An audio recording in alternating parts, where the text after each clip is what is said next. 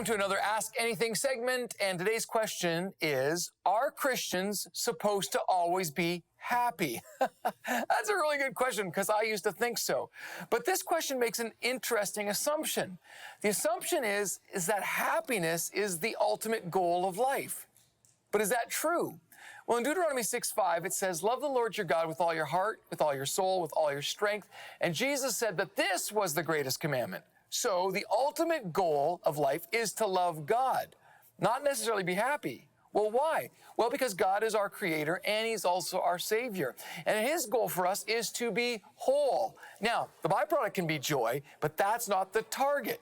So, as the Creator, God knows how we were designed to live, and as your Savior, He is willing to fix what has been broken in your life. And that's what it means to be whole. So when you're whole, as Paul says in Philippians, you can rejoice in the Lord always. Rejoice means to experience God's grace. The very best, no matter how you feel about it. You know, here's the thing. My kids don't always appreciate my loving decisions either. Sometimes they're not happy, but I'm not interested always in their happiness as much as I am in their wholeness, because I know if they're whole, then they will be happy. And as a side note, Jesus wasn't always happy. I mean, He wasn't happy during the temptation.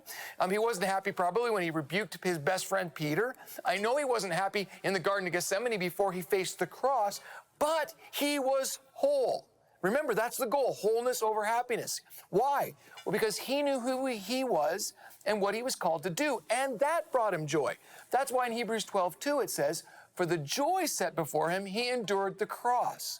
So, I want you to be happy, but we are fighting for that at 700 Club Canada for you to be whole, who you are and who you were created to be. So, is it always God's will for us to be happy?